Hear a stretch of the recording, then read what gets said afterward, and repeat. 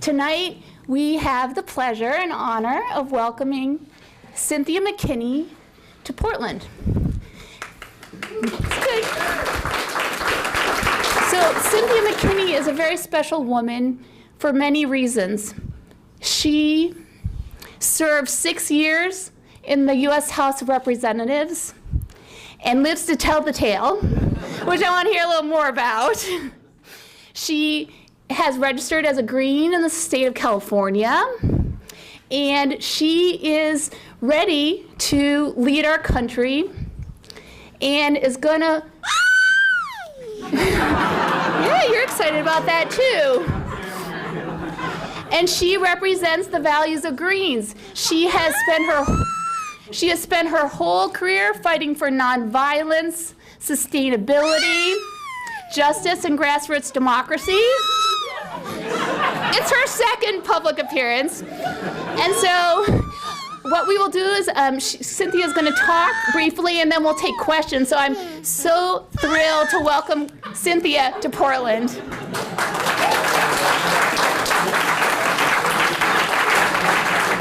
Well, that's probably about the best introduction I could ever get, you know.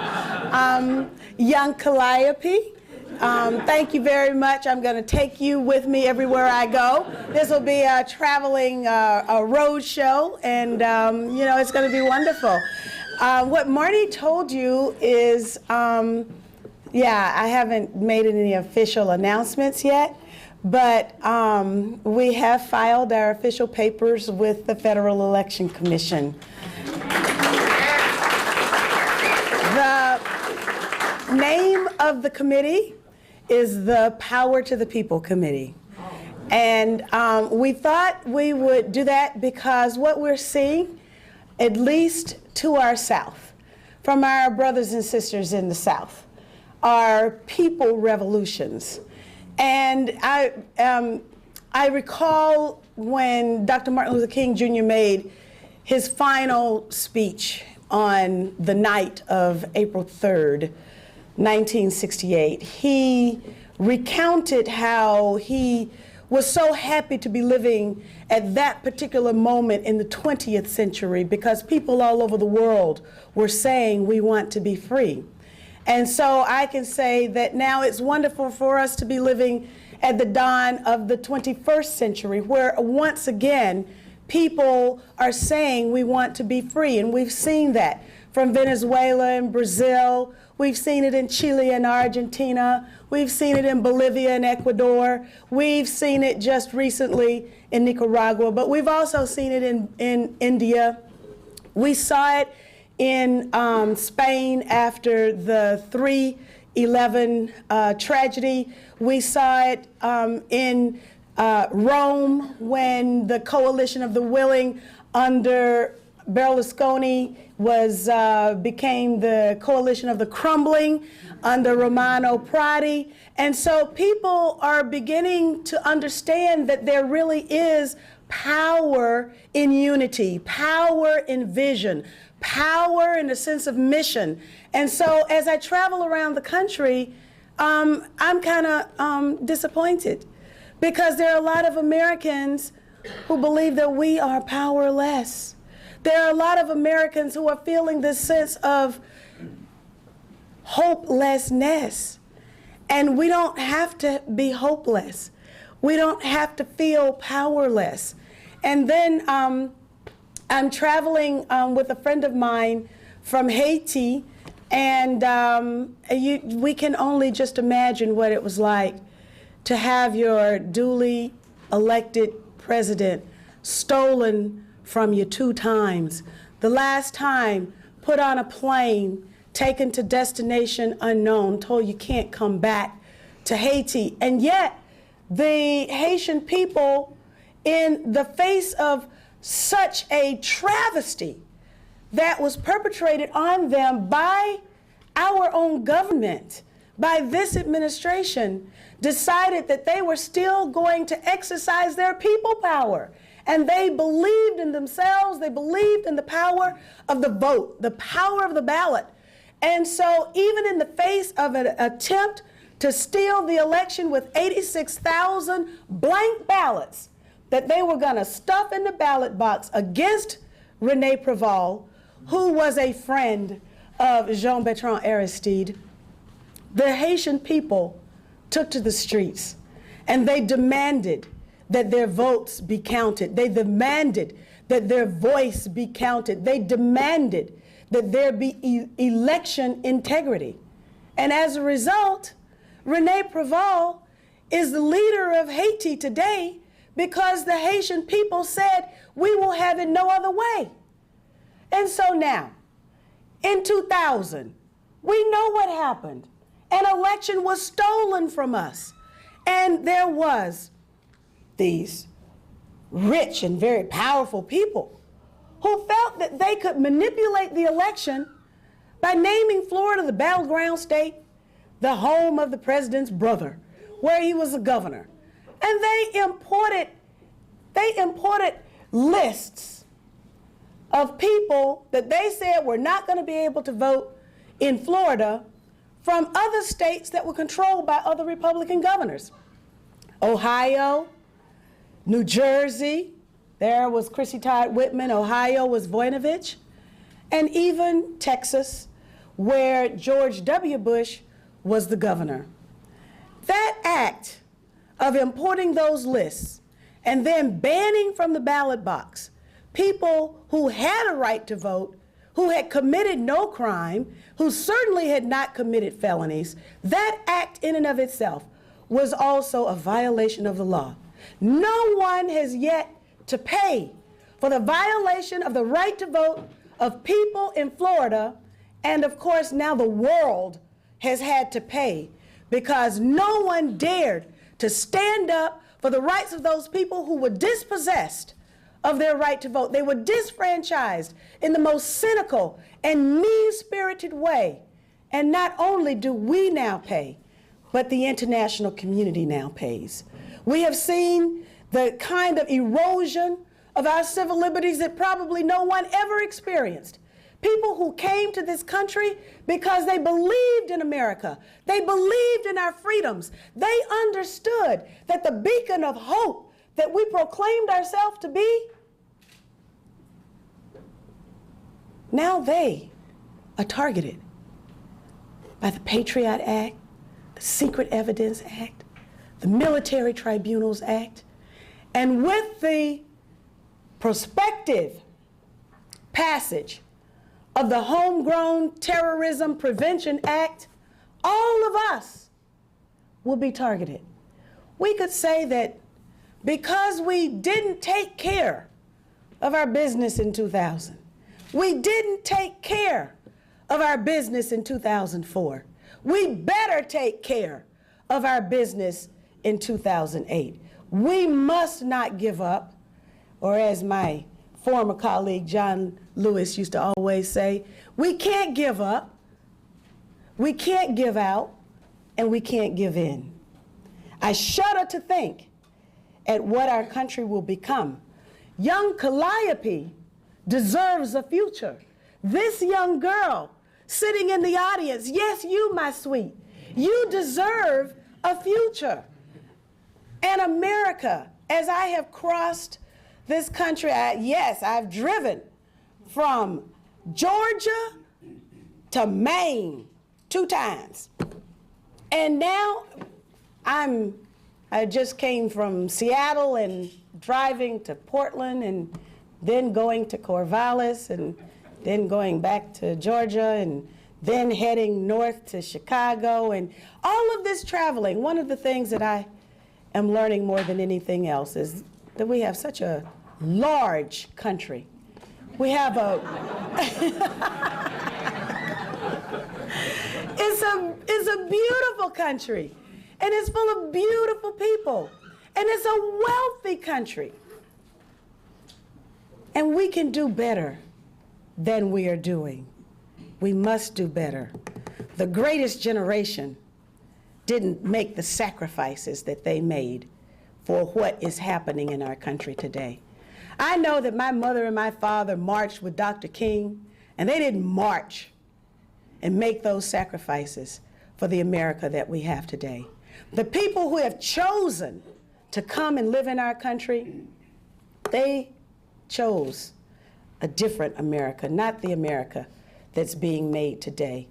It's the character of our country, it's the soul of our country that's at stake, and I know you also believe as I do and share the values that I have, because you wouldn't be here otherwise. So thank you very much for being here. I want to thank Teresa King. Where did you go, Teresa?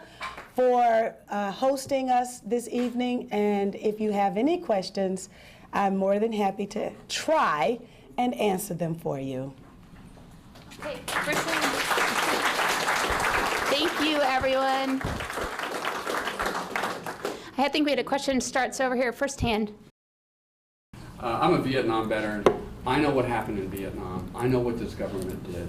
We committed nonstop atrocities in Vietnam, and Cambodia, and Laos. Tell me, what is it like to be around what is it like to be around the George Bushes and the Cheneys and the other people in our government, Condoleezza Rice and all of the other people? What is it like to be next to them? And what kind of energy do you get from these people? Can you tell us a little bit about what it's like to be around these people? Well, you know, I try to give my energy to them, because I can't absorb that stuff that they giving out.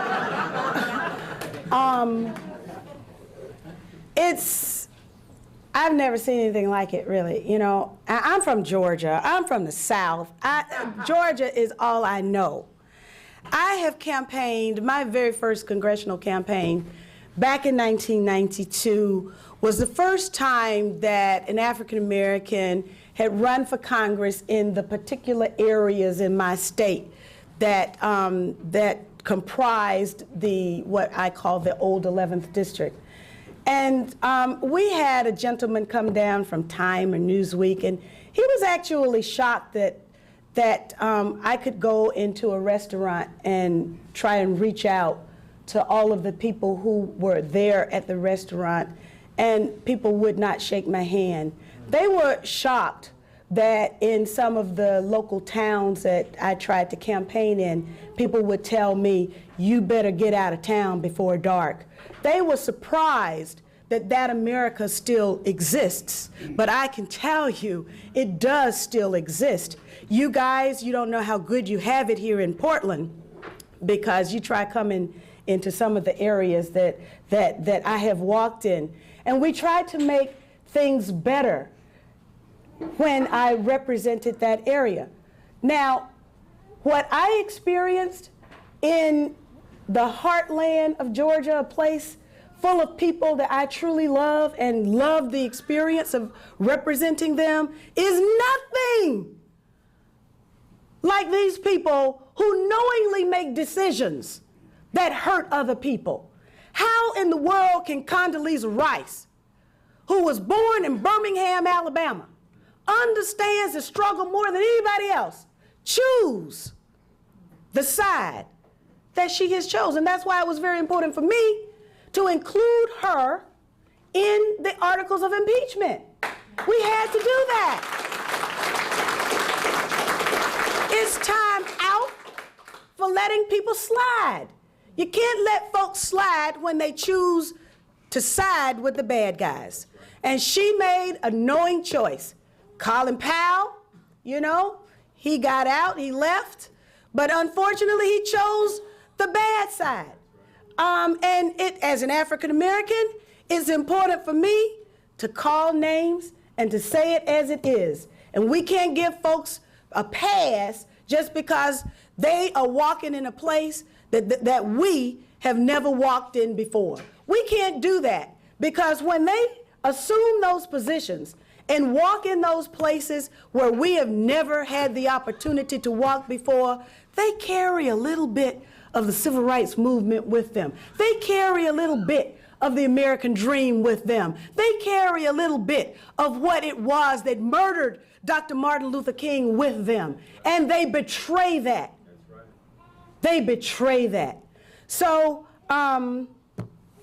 you know, it was good for me to match wits with Colin Powell as I served on the International Relations Committee. It was wonderful for me to match wits with Donald Rumsfeld and as I served on the House Armed Services Committee, because they were not prepared to answer the kinds of questions that I asked, which is the conversations that probably many of you have around the dinner table. And it's not just the first question. You gotta be well researched so you can ask the second, third, and fourth questions that they really don't want to answer.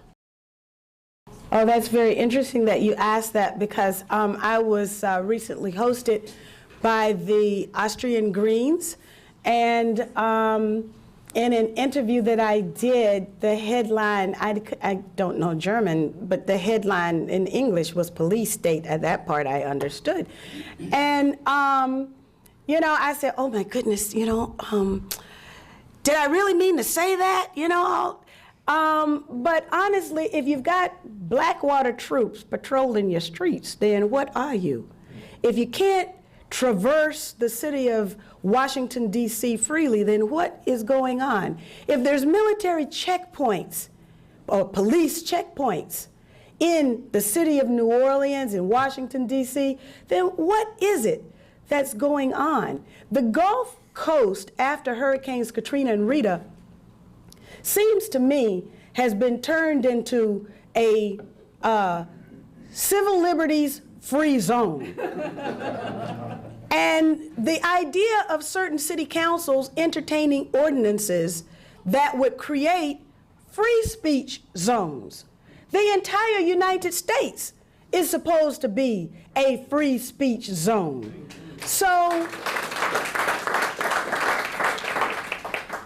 the threat to our civil liberties is real.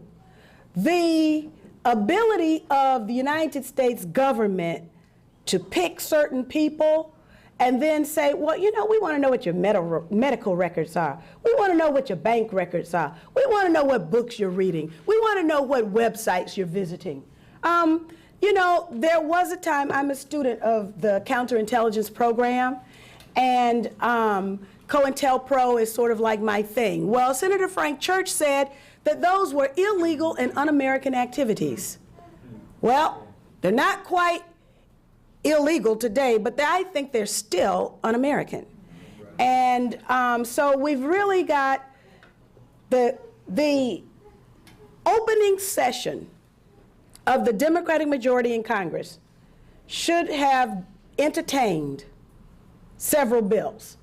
Among them, repeal of the Military Tribunals Act, repeal of the Patriot Act, repeal of Patriot 2, repeal of secret evidence. That's what the Democratic majority in the Congress should have done. But they didn't do that. Repeal of the Bush tax cuts. Repeal. We could go on and on of the things that should have been done that have not yet been done. We hope that they will be done before we have to vote on the 110th Congress, the 111th Congress. Well, if your elected representatives don't understand your problems, then you need to change your elected representatives. Maybe you need to become the representative. And that's not just a, you know, sort of a spiffy answer. I really believe that. And the first time I went up to Kennebunkport, Maine, well, you know, I did want to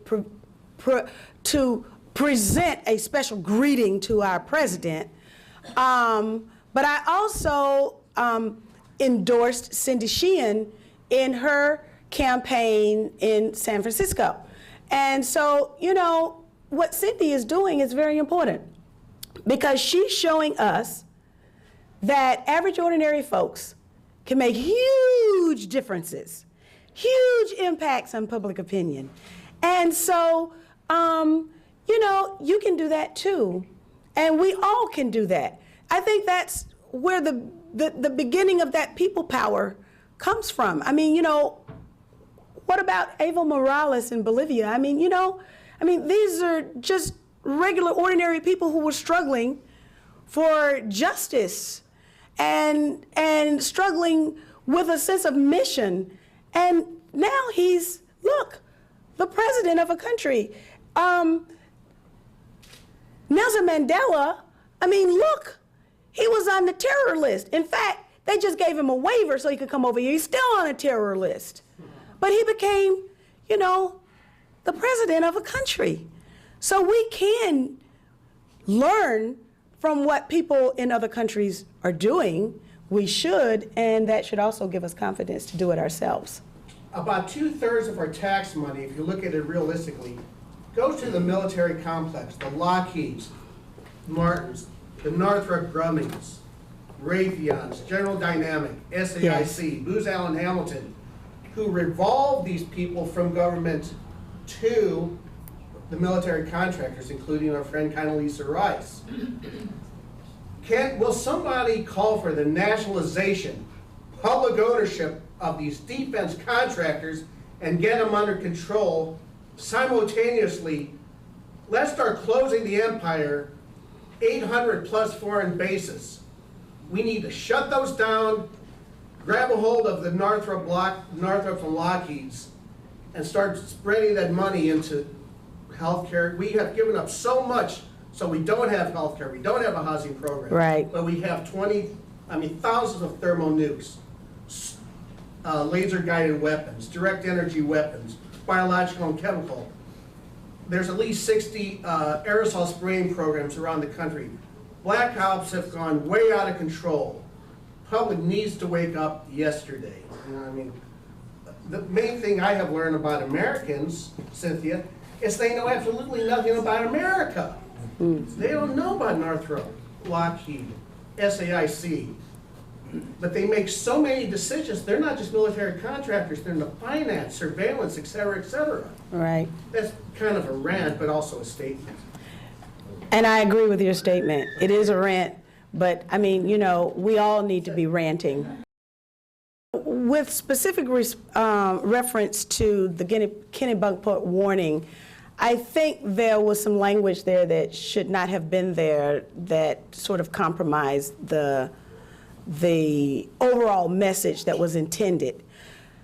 Having said that, you know, we have some documents, Operation Northwoods documents, and so Operation Northwoods, had it been carried out, would have been a false flag operation. And so to suggest that perhaps false flag operations don't exist is incorrect, because false flag operations do exist. As to whether or not there will be a false flag operation directed against Iran, I can't say that. I don't have a crystal ball.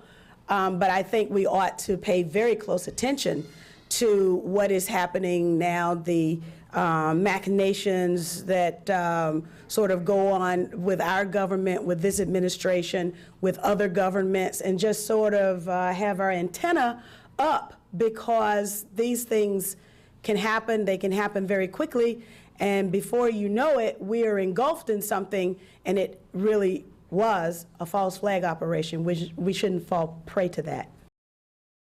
Well, I'm not afraid of them.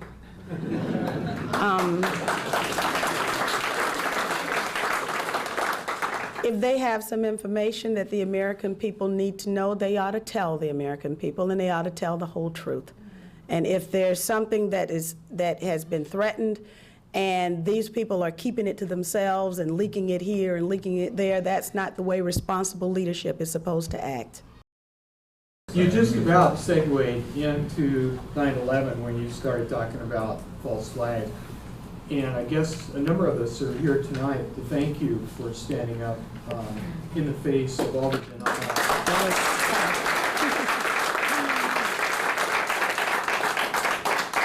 In fact, we basically wanted to present you a thank you card for your courage. No anthrax in there, by the way. For your that's courage, wonderful. For standing up and you know, strongly suggesting that it needed a new investigation. Yes. And that it was Yes. therefore an inside job. Thank you. Would you speak? Yes. Thank you very much. What's your name? Barry. Barry. Okay, thank you, Barry. We have a number of thank yous inside that card. 911 here up. That's wonderful.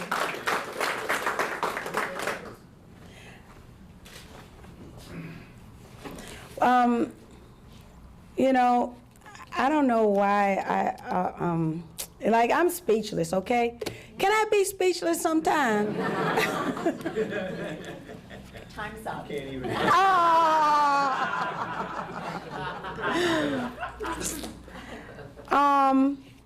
know, I got into so much trouble. I was just asking questions.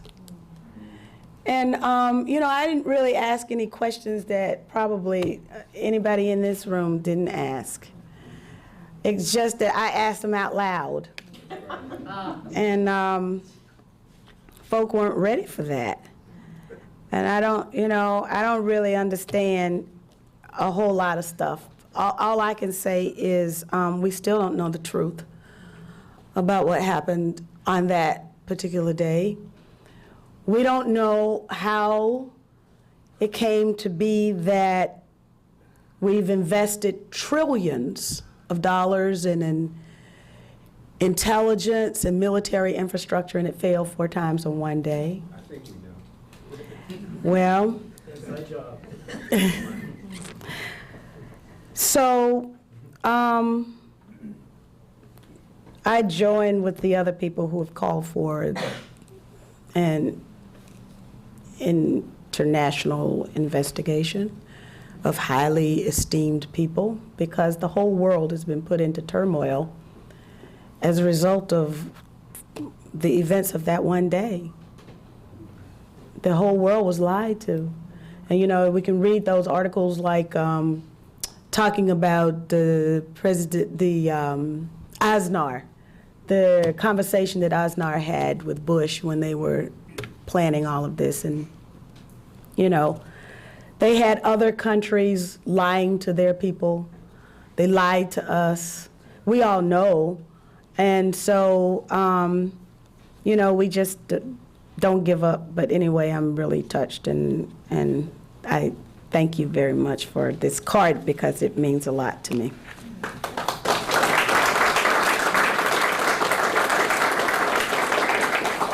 Sir, would you like to ask your question? So briefly, it's a two-part question.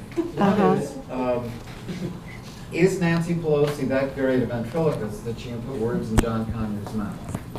Because supposedly John Conyers, when he received Kucinich's bill for impeachment of Cheney, said, "We don't have time for this," supposedly. And the second part is, how soon can we instigate war crimes? I don't know if you're a lawyer or not, but I've been asking every lawyer I know, can I, as a private citizen, instigate them? Do we need to bring some people over from Iraq? Probably easy to do because they don't live there anymore. And I'm quite serious, because basically, if they're not going to deal with impeachment, and I don't believe Mr. Conyers doesn't have time, I believe somebody pressures him, then let's go directly to the heart of the matter, which is war crimes. These people are the largest war criminals since the Nazis. And so how do we get to The Hague? Well, I don't know. first of all, you know, it's disappointing to me to watch the dance that my former colleagues dance as they try and answer the question, how come impeachment is off the table? It's interesting to watch John Conyers, as his own wife, as a member of the Detroit City Council, votes to support impeachment. And, you know, she's, you know, having that conversation with her husband. So we know that there is duplicity afoot. And, you know, the bottom line is that the power is there to initiate the proceedings. The political will does not exist. And so then, if the political will doesn't exist in the 110th Congress, is it the 110th now? Then it needs to be made to exist in the 111th. The the other question on war crimes, we should draw inspiration from what one prosecutor and one very brave judge in Spain were willing to do with respect to Pinochet and torture, because they showed us that accountability is not a four-letter word. Accountability actually is in the dictionary. Now, I'm involved in some international litigation around this whole issue of war crimes. I'm involved with the Brussels Tribunal, which is about Iraq. I'm involved with the Malaysia Peace Tribunal, which has as its goal the prosecution of any national leader who is responsible for violations of international law. I am also involved in some litigation in Spain with respect to war crimes, crimes against humanity that have taken place on the African continent. And we are actually engaged in the panel of Judge Garzon, who was the one who oversaw and approved of the Pinochet prosecution. So we're very hopeful about that particular litigation. I'm also involved in the Hurricanes Katrina and Rita International Tribunal, because it's clear that we just are not going to be able to get justice here in the United States. And so you're absolutely right that that we have to seek justice where we can. And so the international arena, there are international laws. United States has responsibilities to uphold those laws. And there are some of us who are ready to make sure that that happens. I have a very special affinity for your candidacy, in part because I also did some time at the Fletcher School of Law and Diplomacy. Oh my goodness. I wanted to know what you wrote your thesis there on and what you're writing your dissertation on now. And what do you think a green foreign policy should be? Ooh. Okay, first of all, on matters green, I think, like maybe I had green values and I didn't know that I had green values. And so then once I knew that I had green values and I began to interact with members of the Green Party, I wasn't a member of the Green Party. So now I have green values and I'm a member of the Green Party, and those values, first and foremost, demand respect for other human beings, and they demand respect for the planet that gives us life. So the foreign policy would have to reflect those sort of two supreme values. Now, my dissertation, Lord, how many dissertations have I written? I wrote half of a dissertation at the Fletcher School. And then my professors decided that they needed to add more countries to the countries that I was already writing about. And then all of a sudden Congress just looked real appealing. So I have this half a dissertation sitting out there from the Fletcher School. In the meantime, though, I've been accepted 2 times now at the University of California at Berkeley. So I'm really looking forward to actually matriculating at Berkeley. And so now, while all of my academic career has been involved in international relations, I am very interested, and I have become enamored with the subject of the counterintelligence program.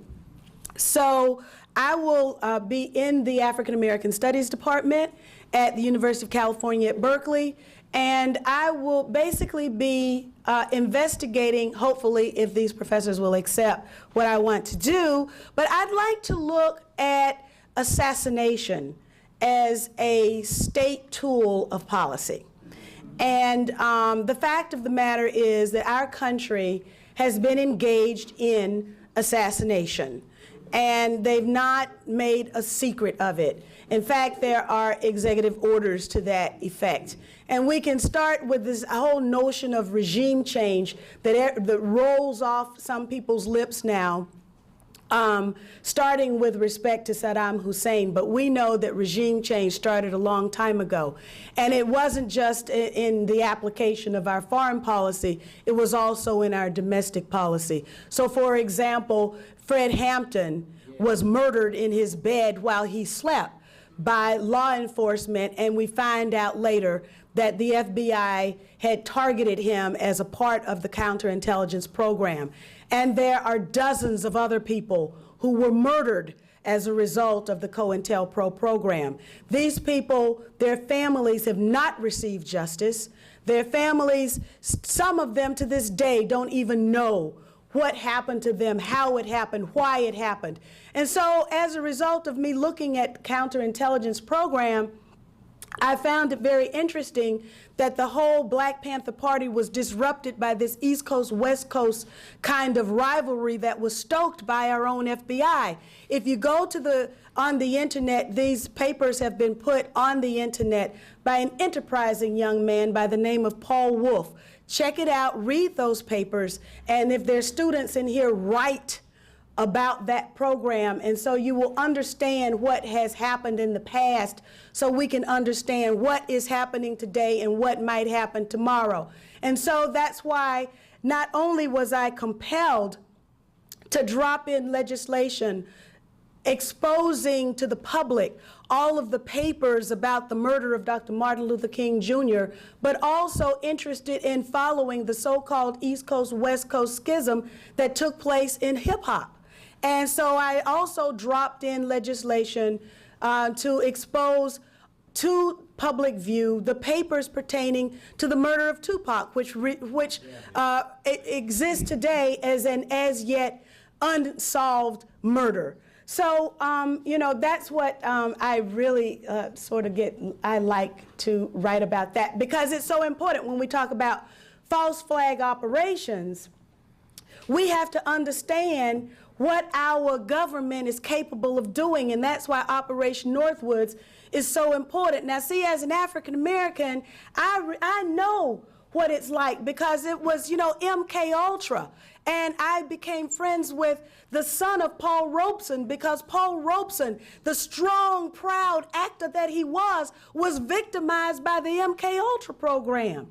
And so then, of course, we go through and we look at the PNAC documents, Rebuilding America's Defenses, where they write we must have genotypically specific biological weapons because they can become a politically useful tool. Well, as an African American, to me, that's the Tuskegee experiment, where for 40 years, black men went to the doctor thinking that they were being treated and they were being studied like guinea pigs. That's what our government has done to us. So now, if they have done that to us, and they were capable of doing that, and they were proud enough about it to write it down, then certainly we need to understand what is capable of happening today.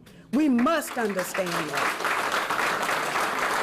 If you put COINTELPRO in your search engine, you'll get many citations, and then if you look down to Paul Wolf, you'll see the actual scans of the documents. I heard your statement that there's not the political will.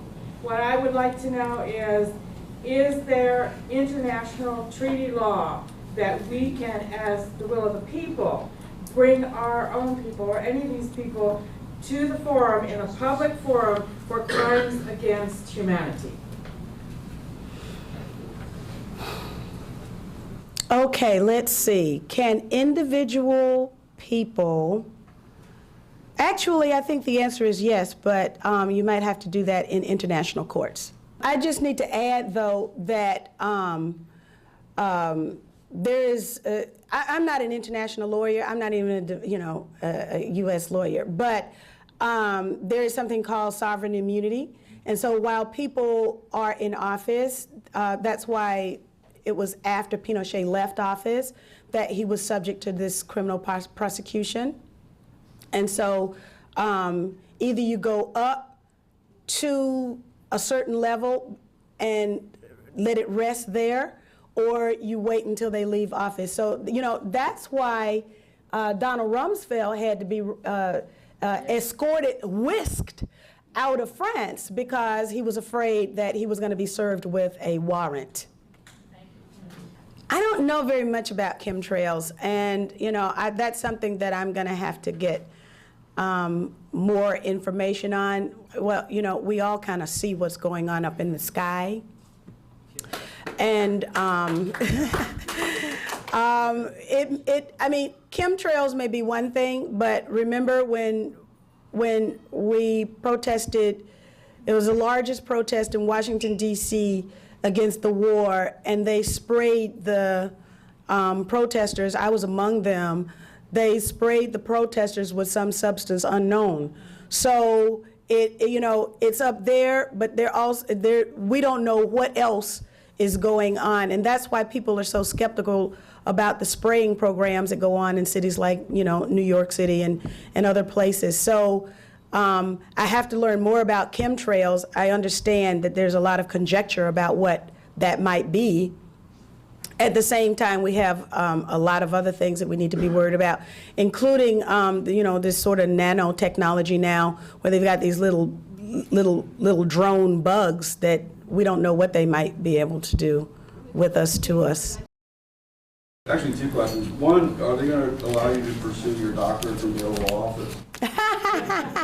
You're absolutely right. There's nothing that's going to stop me. My mother is so disappointed, let me tell you, because, you know, because they have to pay for me being a student, right? Well, actually, I shouldn't say that they don't, but they don't have to, but they feel a sense of responsibility because they're good parents, you know? But I have had the longest education probably of anybody in this country, and I'm still a student.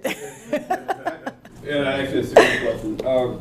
You mentioned in your opening remarks the reaction in Haiti to election fraud, and then you've mentioned that justice is not to be had in this country, and that it's inevitable. You know, you have to go overseas to get these criminals somehow, some way.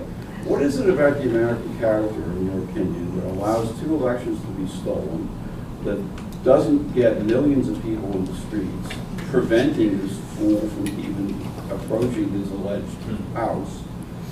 You know, what is it about Americans in variance with most of the rest of the world, seemingly at the moment, that allows this stuff to go on?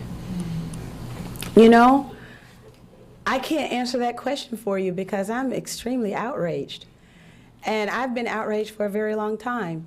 In fact, I've been outraged since I read a book written by, I can't remember his name, former CIA agent who was a, no, who was the station chief.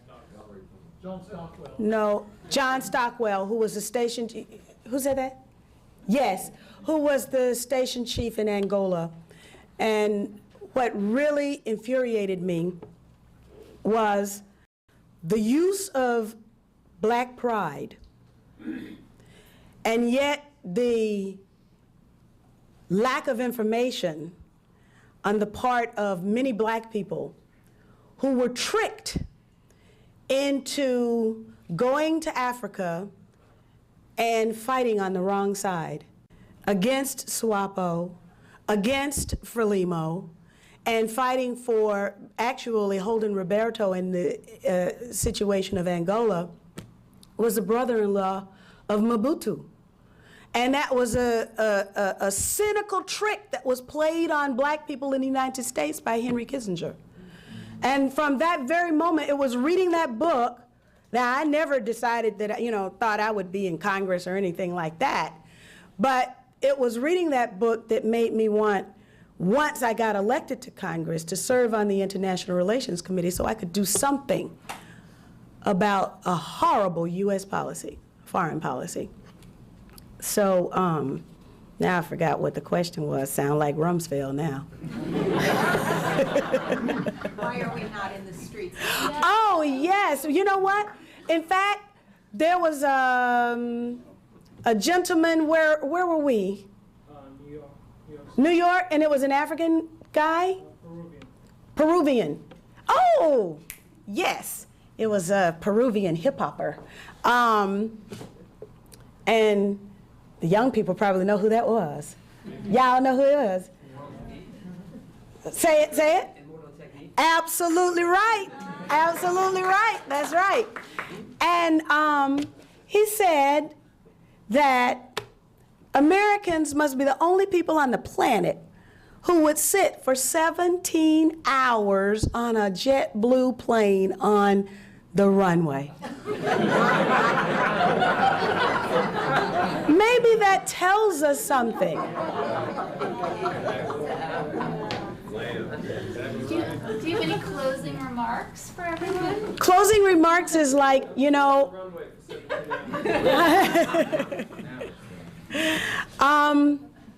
Please well, come back. thank you very much. We'll have a bigger crowd for you next. I can't imagine a bigger crowd because this is like huge. Thank you very much. This is small for Portland, yes. Oh, is it? Well, you know, this is huge for Georgia, okay? Thank you very much. There's so much love in this room. Y'all gonna bowl me over. Thank you.